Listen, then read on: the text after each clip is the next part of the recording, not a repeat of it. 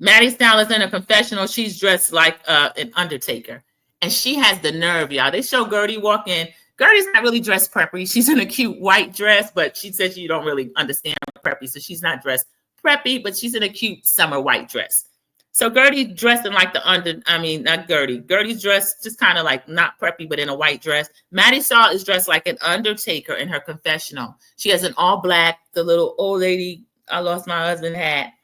And she calls Guerdy a fashion catastrophe, y'all. Yes, she did, with a straight face. And the little fun shade is okay, but if it's against one person all the time and it's always mean, it's not fun. Guerdy comes bringing gifts, y'all. She brings a gift, some kind of, I don't know if it was a shot o'clock thing or whatever, but it had something to do with drinking. I see you, Guerdy. That's perfect for Maddie Style. Some other kind of little gift bag. She said, and I have these for my party. Welcome in, TNTG Mom. Glad to see you. So I have these for my party, and then I wanted to bring something else. She said, I brought hands full, and then she says, I come in peace. If someone comes to your house like that, how could you talk about them like a dog? Guerdy literally came in and said that. She had her gifts at the area where Maddie Style set up a beautiful picnic area outside where they were going to have lunch, and Guerdy put all her stuff there. She said, I come in peace. And y'all, what she's walking into, I just can't take this. So they all sit down. They're trying to gaslight Guerdy. They said, we're going to Seville. We plan a trip to Seville. And Alexia says, are you even comfortable enough? Do you even want to go to Seville with us?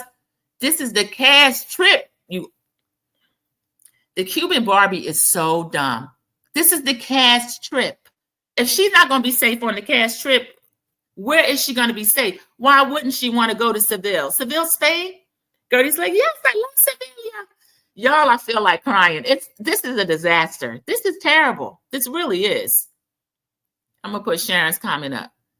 Yeah, Kiki was messy this week. She plays both sides of the fence. Karma will definitely get her if Guerdy leaves because she'll be their next target. Yeah, Sharon, I don't understand why Kiki can't see that. Kiki is beloved on her own. When Kiki hits the screen, she's so beautiful. We want to see what she got on. She's crazy. We want to see what she's going to do.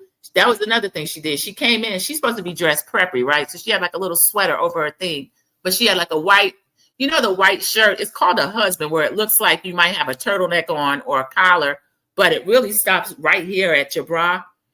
Why Kiki opened that and is like, woo? Kiki's fun. Everybody loves Kiki. We know she's over the top. We know she's crazy. We know she's a bone carrier, but her participating in this alienation of Guerdy is not only wrong, it's dangerous for herself. Because as Sharon pointed out, you next. You got next.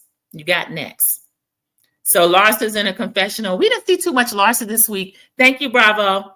Confessional, Larsa saying, I'm not preppy. Stephanie's preppy. Stephanie dresses like she's 90. So is that cracks between Stephanie and Larsa? I don't know. So then we get a confessional with Maddie Style saying she's talking about what Guerdy had on. Another confessional with Maddie Style talking about Guerdy like a dog. She's in Guerdy land. Where did we hear that before? Earlier in the season, somebody else said Larsa land. So now y'all got these little rehearsed reads that you passing around.